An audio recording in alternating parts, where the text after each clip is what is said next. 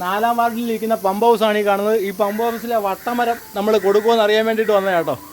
നമ്മുടെ പഞ്ചായത്തിൻ്റെ പമ്പ് ഹൗസിലെ കിണറിൽ കുടിവെള്ളത്തിനകത്ത് കിളിച്ചിരിക്കുന്ന വട്ടമരം കാലങ്ങൾ പഴക്കം ഉണ്ടാകും. ഈ വട്ടമരം കൊടുക്കുമോ ഇല്ലയോ എന്ന് നമുക്കറിയണം. അപ്പോൾ നമ്മളുടെ പഞ്ചായത്തിലേക്ക് നമുക്ക് എന്തായാലും ചോദിക്കാം ഇത് കൊടുക്കുമോ ഇല്ലയോ എന്ന്. അതുപോലെ തന്നെ ഹെൽത്ത് അധികാരികൾ, ശമ്പളം വാങ്ങിക്കുന്ന ഹെൽത്ത് അധികാരികൾ ഇതൊന്നും കാണുന്നില്ല എന്നുള്ള കാര്യം ചോദിക്കണം.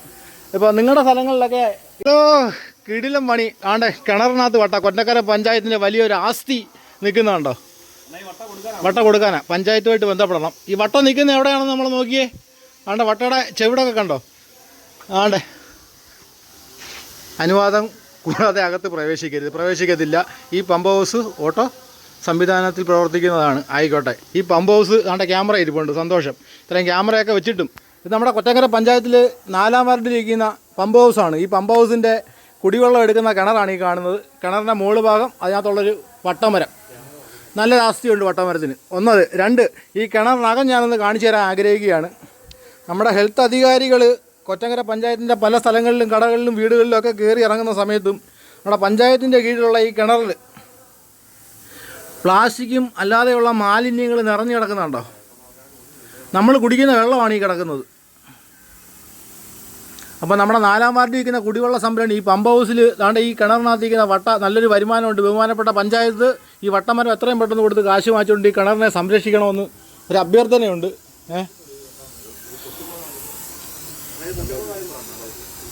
പൈപ്പ് പൊട്ടിപ്പോയിക്കൊണ്ടിരിക്കുക, വെള്ളം പൊയ്ക്കൊണ്ടിരിക്കുന്നു. അത് വലിയ സങ്കടമില്ല, എന്നാലും സങ്കടം തന്നെയാണ്. പക്ഷേ ഇത്രയും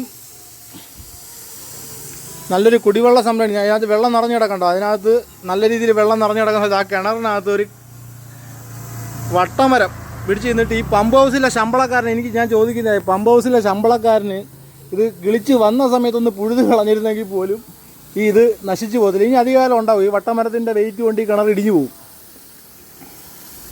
ഹെൽത്ത് അധികാരികൾ നമ്മളെ ഓരോ കടകളിലും പഞ്ചായത്തിലും ഒക്കെ കയറി ഇറങ്ങുന്ന സമയത്ത് കോളറയും അങ്ങനെയുള്ള മഹാ അസുഖങ്ങൾ നിറഞ്ഞു കിടക്കുന്ന ഈ സമയത്ത്, മഞ്ഞപ്പിത്തം പോലുള്ള അസുഖങ്ങളൊക്കെ നിറഞ്ഞു കിടക്കുന്ന സമയത്ത് നമ്മൾ 10,000-കണക്കിന് ആൾക്കാർക്ക് കുടിക്കാനുള്ള കുടിവെള്ളത്തിൽ കിടക്കുന്ന മാലിന്യമാണ് ഈ കാണിക്കുന്നത് കേട്ടോ. ഹെൽത്തിൻ്റെ അധികാരികൾ ശമ്പളം വാങ്ങിക്കുമ്പോൾ ഇതൊക്കെ എന്തുകൊണ്ട് നോക്കുന്നില്ല എന്ന് മനസ്സിലാവുന്നില്ല. മാലിന്യം സൂം ചെയ്ത് കഴിഞ്ഞാൽ ചിലപ്പോൾ കിട്ടിയെന്ന് വരത്തില്ല കാണാൻ.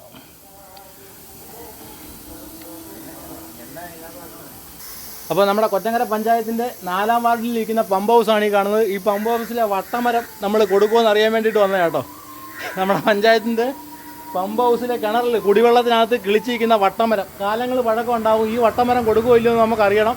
അപ്പോൾ നമ്മളുടെ പഞ്ചായത്തിലേക്ക് നമുക്ക് എന്തായാലും ചോദിക്കാം ഇത് കൊടുക്കുമോ ഇല്ലയോ എന്ന്. അതുപോലെ തന്നെ ഹെൽത്ത് അധികാരികൾ, ശമ്പളം വാങ്ങിക്കുന്ന ഹെൽത്ത് അധികാരികൾ ഇതൊന്നും കാണുന്നില്ല എന്നുള്ള കാര്യം ചോദിക്കണം. ഇപ്പോൾ നിങ്ങളുടെ സ്ഥലങ്ങളിലൊക്കെ ഈ പമ്പ് ഹൗസിലൊക്കെ കിണർ ഇങ്ങനെയൊക്കെ തന്നെ ആണോ എന്നും കൂടെ ഒന്ന് നോക്കണം കേട്ടോ. എന്തായാലും ഈ വട്ടമരത്തിൻ്റെ കാലപ്പഴക്കം ഒന്നുകൂടെ നോക്കിക്കോ, കാണിച്ചു തരാം. 15,000 രൂപ വാങ്ങിക്കാനുള്ള മാർഗ്ഗമുണ്ട് കേട്ടോ.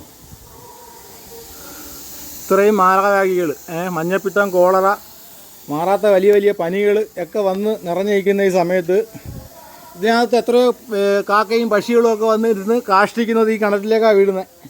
അതുപോലെ തന്നെ താണ്ടേ അതിനകത്തേക്ക് കിടക്കുന്ന മാലിന്യങ്ങൾ, പ്ലാസ്റ്റിക് മാലിന്യങ്ങൾ, പ്ലാസ്റ്റിക് വെക്കാനായിട്ട് ഇതോടെ അവിടെ ഒരു സാധനം സ്ഥാപിച്ചിട്ടുണ്ട്. പ്ലാസ്റ്റിക് വെക്കാൻ വേണ്ടിയുള്ള സാധനം ഇവിടെ ഇരിപ്പുണ്ട്. പക്ഷേ അത് കാലിയും കുടിവെള്ളം നിറഞ്ഞു കിടക്കുന്ന കിണറിൽ മാലിന്യവുമായി കിടക്കുകയാണ്. അപ്പോൾ അതുപോലെ തന്നെ നമ്മുടെ ഗതാഗത മന്ത്രിയുടെ നിർദ്ദേശപ്രകാരമുള്ള ഗതാഗത നിയമങ്ങൾ ബോധവൽക്കരണത്തിനായിട്ട് ചെറിയ ഒരു അഭിപ്രായം കൂടി പറയുകയാണ്. ഇന്നത്തെ അഭിപ്രായം വാഹനങ്ങൾ സ്റ്റോപ്പിൽ നിർത്തുന്നതിനെ കുറിച്ചാണ് കേട്ടോ. നമ്മൾ കാണാറുണ്ട് പോകുമ്പം ബസ് സ്റ്റോപ്പിൽ ബസ് നിർത്തുന്നത്, പല ബസ്സുകളും കൊണ്ടുവന്ന് നിർത്തുന്നത് റോഡിൽ തന്നെ നിർത്തും. റോഡിന് സൈഡിലേക്ക് ഇടതുവശത്തേക്ക് ഒതുക്കി നിർത്താറില്ല.